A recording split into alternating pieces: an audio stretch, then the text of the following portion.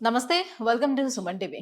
Viewers, మనం ఇప్పుడు వచ్చేసాం జూబ్లీ హిల్స్‌లో ఉన్న ఈపియాన్ పెయిన్ మేనేజ్మెంట్‌కి. మనతో పాటు ఉన్నారు డాక్టర్ సుధీర్ ధారా గారు. సార్ నమస్తే అండి. నమస్కారమ్మా. సార్, ఫస్ట్ ఆఫ్ ఆల్ నాకు ఎప్పటినుంచో మిమ్మల్ని అడగాలనుకున్నటువంటి క్వెషన్ ఇవాళ ఎలా అయినా క్లారిఫై చేసుకోవాలని అనుకున్నాను. వైద్యో నారాయణో హరిహి అంటారు. సో, కనిపించని దేవుడిని ఎంతగా నమ్ముతారో, కనిపించే దేవుడిగా వైద్యుడిని కూడా అంతగానే నమ్ముతూ ఉంటారు. కానీ ప్రస్తుతం ఉన్నటువంటి రోజుల్లో చూసుకుంటే వైద్యం అనేది చాలా ఖరీదైపోయింది, కమర్షియల్ అయిపోయింది. సో, ఏ వైద్యుడిని నమ్మాలి, ఏ వైద్యాన్ని నమ్మాలి అనే కన్‌ఫ్యూజన్‌లో ఉండి first opinion, second opinion, third opinion తిరుగుతూ హాస్పిటల్ చుట్టూ తిరుగుతూ సగం కాలయాపన జరిగిపోతుంది అక్కడ.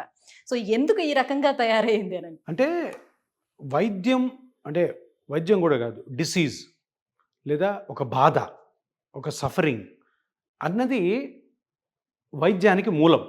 అంటే మనకు ఏదైనా బాధ వచ్చినప్పుడు డాక్టర్ దగ్గరికి వెళ్ళడము, హాస్పిటల్‌కి వెళ్ళడము, హాస్పిటల్ సిస్టమ్‌ని రూపొందించడము, ఆ హాస్పిటల్ సిస్టమ్‌లో చాలామంది డాక్టర్లు ఉండడము, ఆ డాక్టర్లు డిఫరెంట్ స్పెషాలిటీస్‌లో ఉండడము, ఆ డిఫరెంట్ స్పెషాలిటీస్‌కి ఆ డిఫరెంట్ జబ్బు ఉన్నవాళ్ళు, సఫరింగ్ ఉన్నవాళ్ళు వెళ్ళడం అన్నది ఒక సిస్టమ్. ఈ సిస్టంలో మీరన్నట్టు ఒకటేంటంటే సిస్టమ్ డెవలప్ అవుతూ సిస్టమ్ ఈ పాత్‌లో కొంత కమర్షియలైజ్ అయింది. కమర్షియలైజ్ అవ్వాలి. ఎందుకు అవ్వాలి? ఇప్పుడు ఇంతకుముందులాగా ఒక జనరల్ హాస్పిటల్‌లోకెళ్ళి క్యూలో నిలబడి తర్వాత గంటలు గంటలు డాక్టర్ కోసం వెయిట్ చేసి ఆ ట్రీట్మెంట్ నువ్వు జనరల్ హాస్పిటల్ తీసుకోవడం ఇష్టం లేని వాళ్ళు 90% ఉన్నారు. ఎందుకు? ఫెసిలిటీస్ పెరిగాయి, జీతాలు పెరిగాయి, మనిషి దగ్గర డబ్బులు పెరిగాయి. అప్పుడు ఆటోమేటిక్‌గా కమర్షియలైజ్ అవుతుంది. మీరు అన్నారు కదా కమర్షియలైజ్ అయిందని. కమర్షియలైజ్ అవ్వడం అన్నది తప్పేం కాదు కానీ, అది అందరికీ కమర్షియలైజ్ కాకూడదు. అంటే ఇప్పుడు విలేజ్‌లో ఉంటారు. వాళ్ళొచ్చి మన కార్పొరేట్ హాస్పిటల్ ట్రీట్మెంట్ తీసుకోలేరు. తీసుకోలేనప్పుడు ఆ వర్డ్ మీకు వాడాలనిపిస్తుంది. కమర్షియలైజ్ అయిపోయిందని. అదే ఇప్పుడు ఒక మంచి లాయర్ ఉన్నాడు. బాగా సంపాదించుకుంటాడు.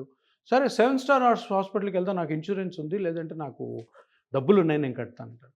సో, అట్లా. కాకపోతే మీ క్వెషన్‌లో ఇంకొక వర్డ్ అండి, ఎవరిని నమ్మాలి? ఎవరు నమ్మకూడదు?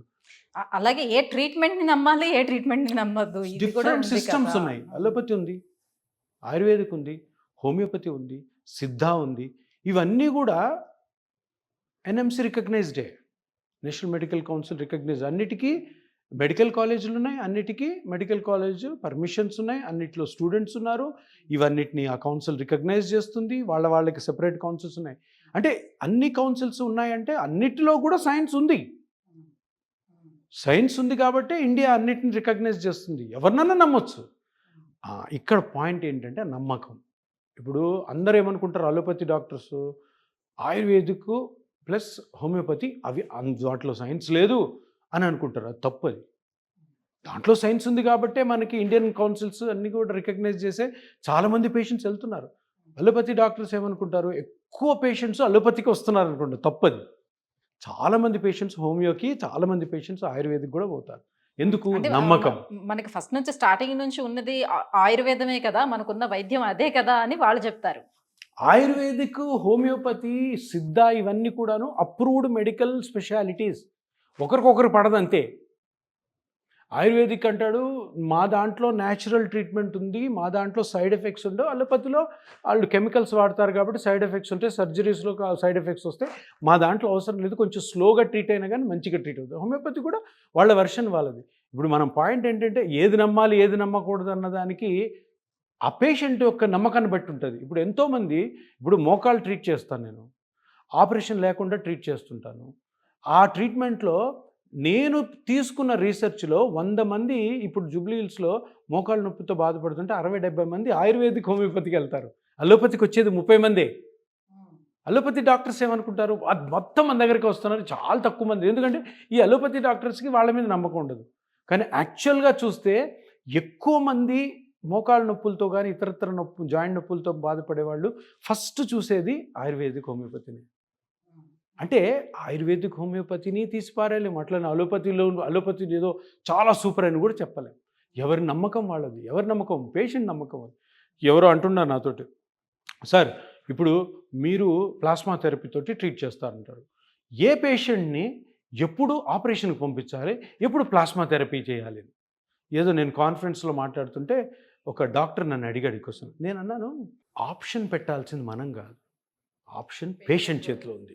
చేతిలో ఉంది, అంత ఇన్ఫర్మేషన్ ఉంది ఇప్పుడు, అంత ఇంటర్నెట్లో ఉంది, అంత బుక్స్లో ఉన్నాయి, అంతమంది అవేర్నెస్ క్రియేట్ అవుతుంది ఆటోమేటిక్గా. మనమెవరండి డిసైడ్ చేయడానికి? పేషెంట్ డైరెక్ట్గా ఈరోజు వస్తాడు, సార్ నాకు ఆపరేషన్ వద్దు, మీరు ట్రీట్ చేయండి, మీరు నా నొప్పి తగ్గించండి అంటే, లోపల ఇది ఉంది అది ఉందంటే అది ఉంది నాకు అనవసరం సార్, నొప్పి తగ్గిస్తారా లేదా, నాకు ఆపరేషన్ వద్దు. ఆపరేషన్కి నేను వెళ్ళాను, డాక్టర్ ఆపరేషన్ చెప్పారు, మంచి డాక్టర్ బాగా చేస్తా అన్నాడు. సో నమ్మకం అన్నది పేషెంట్లో ఉంటుంది, ఆప్షన్ కూడా పేషెంట్కే ఉంటుంది. అందుకని ఎప్పుడైనా కానీ ఏ ట్రీట్మెంట్, ఇదే కాదు, క్యాన్సర్ తీసుకోండి, హార్ట్ తీసుకోండి, లంగ్స్ తీసుకోండి, కిడ్నీ ప్రాబ్లమ్స్ తీసుకోండి, ఎనీ ఫీవర్స్ తీసుకోండి, ఏమైనా బ్లడ్ డిసీజెస్ తీసుకోండి, ఏదైనా కూడాను పేషెంట్ ఆప్షన్ అని ఉంటుంది, పేషెంట్ నమ్మకం ఉంటుంది. కొంతమంది డైరెక్ట్గా క్యాన్సర్ ట్రీట్మెంట్స్కి హోమియోకి వెళ్తారు, అక్కడే ఉంటారు, నమ్మకం అంతే. అలా నమ్మకం అని చెప్పి అందులో సైన్స్ లేదు, అలోపతిలోనే సైన్స్ ఉంది, అలోపతిలోనే సైన్స్ ఉంది, అందులో లేదు అని చెప్పడానికి లేదు. ఇప్పుడు ట్రీట్మెంట్స్లోని కొత్త విధానాలు అన్నీ కూడా అందుబాటులోకి వస్తున్నాయి. సో వైద్యం కూడా అభివృద్ధి చెందుతూ నెమ్మదిగా వస్తుంది, మంచి పరిణామమే. సో మన విషయానికి వచ్చేటప్పటికి మీరు పిఆర్పి ట్రీట్మెంట్ తోటి ఎటువంటి సర్జరీ అనేది లేకుండా, సో వాళ్ళకి ఏదైతే గుజ్జు అరిగిపోతుందో దాన్ని రీప్లేస్ చేస్తున్నారు. సో సర్జరీని అవాయిడ్ చేయడానికి ఒక ఆప్షన్ని తీసుకొచ్చారు, ట్రీట్మెంట్ నడుస్తుంది. మరోవైపు దీన్ని ఛాలెంజ్ చేస్తూనే సర్జరీ చేసే వాళ్ళు ఏమంటున్నారు, సో మా సర్జరీలో కూడా అత్యాధునిక చికిత్సా పద్ధతులు వచ్చేసాయి, మేము కూడా ఇప్పుడు అలా పెద్ద కోతలు పెట్టాల్సిన అవసరం లేదు, కుట్లేయాల్సిన అవసరం లేదు, ఎప్పుడో రికవర్ అవుతారనే మాట కూడా లేదు, కీహోల్ సర్జరీస్ వచ్చేసాయి, జస్ట్ 1 day ప్రొసీజర్ అంతే, జస్ట్ ఒక 1 day ఉంటే హాస్పిటల్లో సరిపోతుంది, యాజ్ యూజువల్గా వాళ్ళ పనులు వాళ్ళు చేసుకోవచ్చని వాళ్ళు అంటున్నారు. ఇప్పుడు రెండింటిని బేస్ చేసుకొని దేన్ని తీసుకోవాలి, దేన్ని తీసుకోవద్దు, ఎలా వాళ్ళు బేరీజ్ వేసుకోగలుగుతారు? రెండు కరెక్టే, డాక్టర్ సైడ్ నుంచి కరెక్ట్. నేను నా ట్రైనింగ్ వేరు, నా ట్రైనింగ్ అంతా ఏం చెప్తుంది, నేను ఎప్పుడైతే ఎంబీబీఎస్ చదివానో, ఎండీ చదివానో, నేను ఈ పెయిన్ మెడిసిన్ ఎప్పుడైతే పర్సూ చేశానో, నాకు నేర్పించిన టీచర్స్ అందరూ ఏం చెప్పారు, బస్ దీనికి ఆపరేషను ఒక్కటే ఆప్షన్ కాదు, ఇది కూడా ఉంది అని నా మైండ్ సెట్ అంతా అలా మారిపోయి ఉంటుంది. సర్జన్ మైండ్ సెట్ ఎట్లా ఉంటుంది, ఇది చూడబ్బా ఫస్ట్ పెయిన్ కిల్లర్స్, దాని తర్వాత ఎక్సర్సైజ్లు, కాని పక్షంలో ఇదే ఆపరేషన్. సో ఇక్కడ సర్జన్ తప్పు కాదు, నేను అనస్థీషియా డాక్టర్ నుంచి పెయిన్ మెడిసిన్ అయ్యి నేను ఏదైతే పిఆర్పి ద్వారా ఇవి ట్రీట్ చేస్తున్నా అది కూడా తప్పు కాదు. ఇక్కడ పాయింట్ ఏంటంటే, ఇక్కడ ఒక తప్పు జరుగుతుంది. ఏం తప్పు అంటే, సైన్స్ ఎంతసేపు అయినా కూడాను ఒక ట్రీట్మెంట్ని సులభతరం చేయాలి.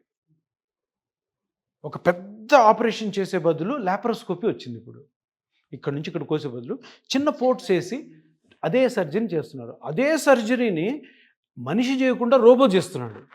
సో అబ్డామిన్లో రోబోటిక్ సర్జరీ అంటే ఏంటి అంటే, ఇప్పుడు మన చేతులు కుట్లు వేస్తున్నప్పుడు ఇగో ఇంతవరకే తిరుగుతుంది, రోబోది ఇక్కడ నుంచి మొత్తం 360 తిరుగుతుంది. అప్పుడు ఈజీ ఉంటుంది అనమాట. బయట ఆపరేట్ చేసేది డాక్టరే, కాకపోతే అంత తిప్పగలుగుతాడు. సో అది రోబోలో యూజ్ అవుతుంది.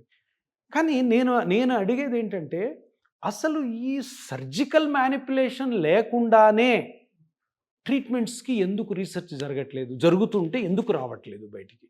సపోజ్ ఫర్ ఎగ్జాంపుల్ జాయింట్ పెయిన్సే తీసుకుందాం. ప్రతి హాస్పిటల్లో కూడా జాయింట్ పెయిన్స్కి సర్జరీ, డిఫరెంట్ సర్జరీ, ఆ సర్జరీ, ఈ సర్జరీ, రోబోటిక్, లేదంటే ఆర్టిఫిషియల్ ఇంటెలిజెన్స్, ఇంకా వేరే టెక్నిక్స్లో సర్జరీ చెయ్యాలే అంటున్నారు. కానీ అరే సర్జరీ అవసరం లేకుండా సింపుల్గా ఇంత టెక్నాలజీ వచ్చింది, ఇంత సైన్స్ వచ్చింది, ఆర్టిఫిషియల్ ఇంటెలిజెన్స్ వచ్చింది, ఎన్నెన్నో రీసెర్చ్లు జరుగుతున్నాయి. సర్జరీ లేకుండానే ఈ జాయింట్ పెయిన్స్కి ఒక ఫుల్ స్టాప్ పెట్టే ప్రాపర్ రీసెర్చ్ ఎందుకు జరగట్లేదు? జరుగుతుందా లేదా? ఆ ప్లేస్ లోని పేషెంట్ కి సర్జరీ అవసరం లేకపోయినా సర్జరీ చేస్తున్నారని మీ భావననా? కాదు, అటువంటి ఆప్షన్ ఎందుకు లేదు? ఆ ఆప్షనే ఉంటే ఆ సర్జరీ చేసే డాక్టర్ కూడా ఇది నేర్చుకుంటారు కదా. అటువంటి వన్ ఆఫ్ ద ఆప్షన్సే ఈ పిఆర్పి థెరపీ. ఇక్కడ నేను ఎప్పటి నుంచో చెప్తున్నది అంటే, పిఆర్పిని పాపులరైజ్ కాలేదు, దానికి చాలా రీజన్స్ ఉన్నాయి.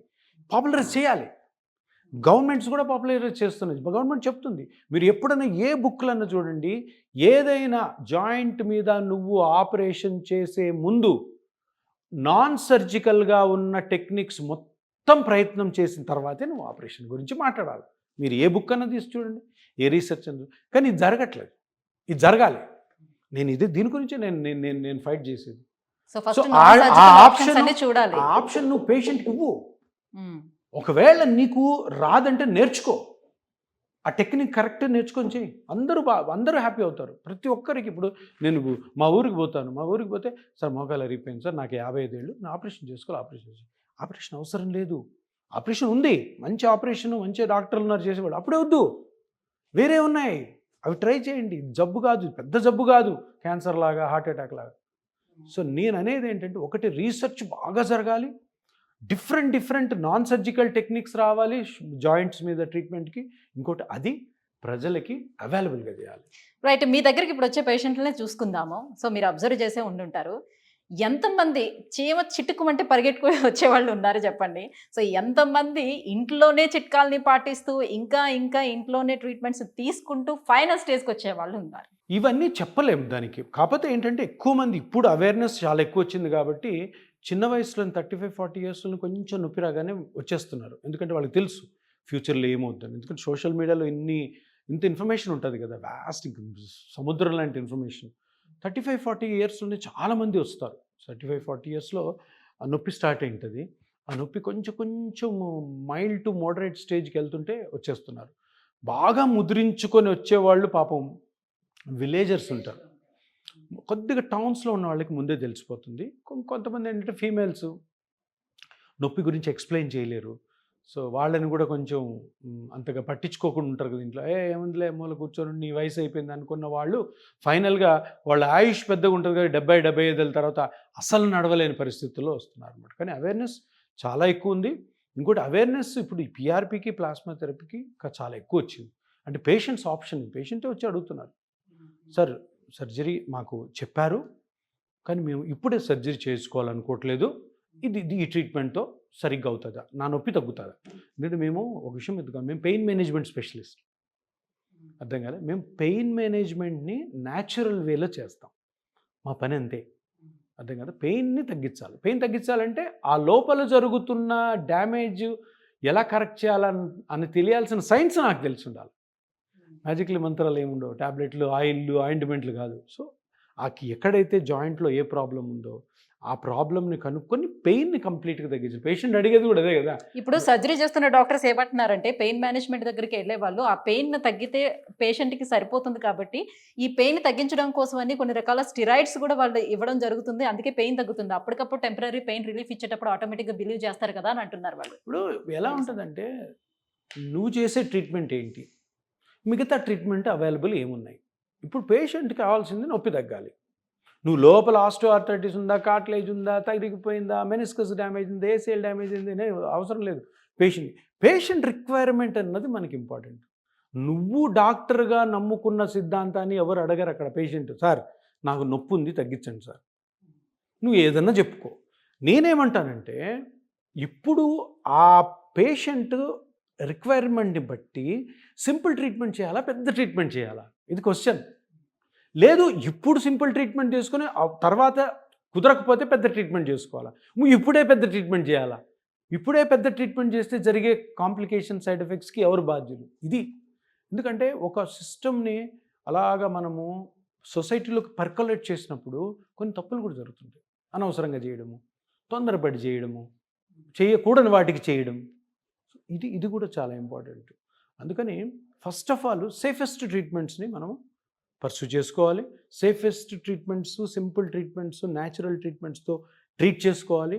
కాని పక్షంలో you have to go for సర్జరీయో whatever it is. Surgery అని చెప్పను నేను, ఇంకా వేరే ట్రీట్మెంట్స్లో నేను అనేది ఒకటి సర్జికల్ మీద ఎంతైతే ఇంట్రెస్ట్, సర్జికల్ మీద ఎంతైతే రీసెర్చ్లు, అడ్వాన్స్మెంట్ జరుగుతున్నాయో నాన్ సర్జికల్లో ఎందుకు జరగవు? ఆ robotic non surgical pain management, are robotic non surgical osteoarthritis treatment, artificial intelligence based treatment for osteoarthritis, ఇవి లేవు. ఇవి ఎక్కడ వినపట్టలేదు చూడండి.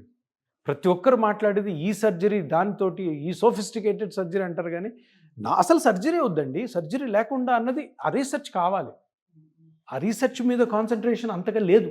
ఓకే, ఇది ప్రజలు తెలుసుకోవాలి.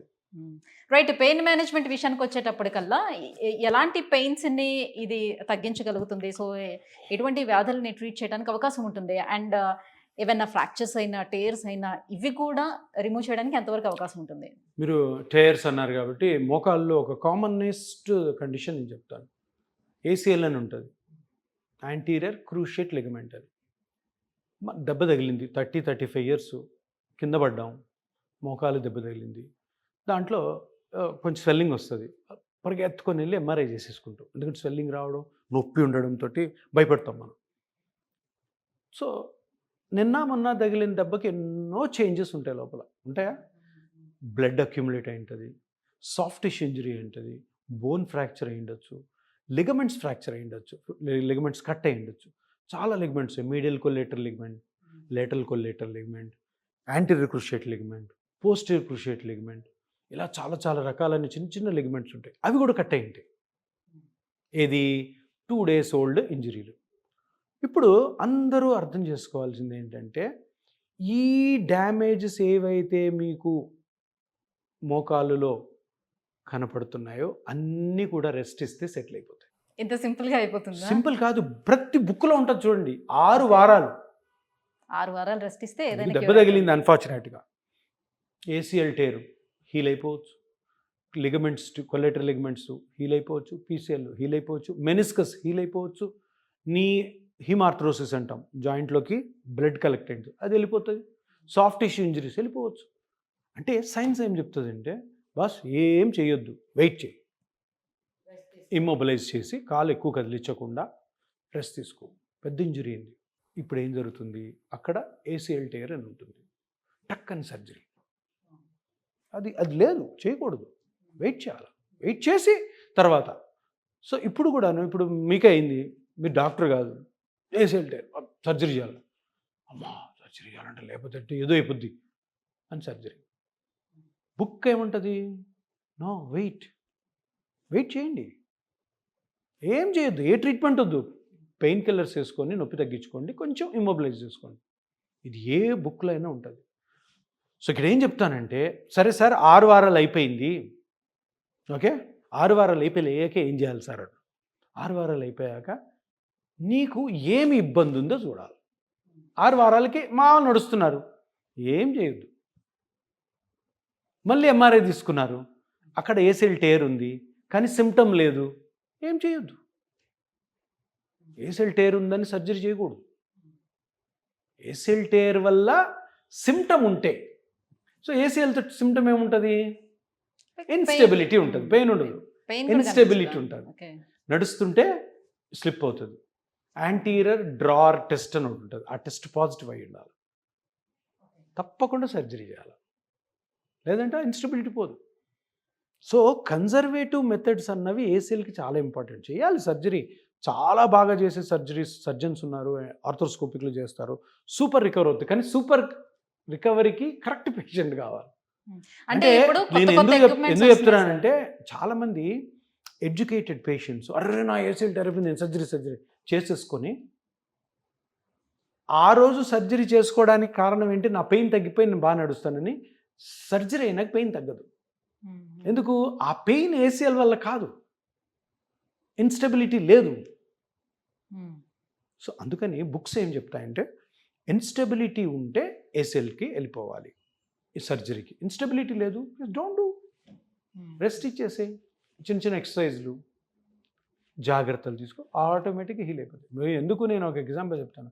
పొలంలో పని చేసుకునే రైతన్న ఉంటాడు, టక్కని జారుతాడు, పడతాడు, కాలు వాస్తుంది, ఎంఆర్ఐ కూడా డాక్టర్ని చూడరు అసలు, తగ్గిపోద్దని 4 రోజులు మళ్ళీ పనులు చేసుకుంటారు, ఏం కాదు, హ్యాపీగా ఉంటారు, ఇన్స్టెబిలిటీ లేదు, నొప్పి లేదు, మళ్ళీ పొలం పనికి వెళ్ళిపోతారు. సో అదే విధంగా బుక్స్ కూడా అదే చెప్తాయి, రెస్ట్ ఇవ్వండి. సో ఏసీఎల్ గురించి ఎందుకు చెప్తానంటే, ఆ సర్జరీస్ ఏవైతే జరుగుతున్నాయో అన్ని సర్జరీస్ కరెక్ట్ అయిన పేషెంట్స్ జరగట్లేదు. చాలామంది డాక్టర్లు బాగా ఎథికల్గా ఇది బాబు ఇలా అని చెప్తారు, కొంతమంది కొంచెం డివియేట్ అయ్యి ఇట్లా చేస్తుంటారు. ఇది జనాల అవేర్నెస్కి ఏమంటే, మీరు కూడా లిటరేచర్ చదివారంటే పేషెంట్స్ వాళ్ళకి అర్థం అవుతాయి ఏసీఎల్కి ఎప్పుడు వెళ్ళాలి. So ACL tear, PCL tear, meniscus టేర్కి బిఫోర్ గోయింగ్ ఫర్ సర్జరీ, ఒకవేళ ఇన్స్టెబిలిటీ ఉన్నా కూడాను ఒక ట్రయల్, ఒక ప్రయత్నము మన ప్లాస్మా థెరపీ చేయొచ్చు. చాలా మంచిగా హీల్ అవుతాయి. అంటే కొంచెం టేర్స్ సింపుల్గా ఉంటాయి, సింపుల్గా ఉండి సిమ్టమ్స్ మనం అనుకున్నట్టు పెయిన్ ఉండడము, ఇన్స్టెబిలిటీ మైల్డ్గా ఉండడము, బాగా సివియర్ ఇన్స్టెబిలిటీ ఉంటే డైరెక్ట్ సర్జరీకి వెళ్ళిపోవచ్చు. సో ఇక్కడ ఆ డెసిషన్ మేకింగ్ అన్నది చాలా ఇంపార్టెంట్. ఎందుకు ఇంత చెప్తున్నా అంటే ఒక్కసారి సర్జరీ అయిన తర్వాత మళ్ళీ ప్రాబ్లం వచ్చిందంటే ఎవరు ఇది చేయలేరు. ఎందుకంటే ఒకసారి నువ్వు సూచరింగ్ చేసిన తర్వాత లోపల ఎన్నో చేంజెస్ వస్తాయి. దాని తర్వాత నీకు వేరే ఆప్షన్ ఉంటాయి కానీ తక్కువైపోతాయి. సో అందుకని కేర్ఫుల్గా ఉండాలి. Right. Thank you sir. Thank you so much. So surgery అనేది డైరెక్ట్గా ఆప్షన్కి వెళ్ళకుండా నాన్ సర్జికల్ ఆప్షన్స్ ఎందుకు చూడాలి ఏంటి అనేది ఇంత క్లియర్గా తెలియజేసినందుకు thank you so much. Thank you.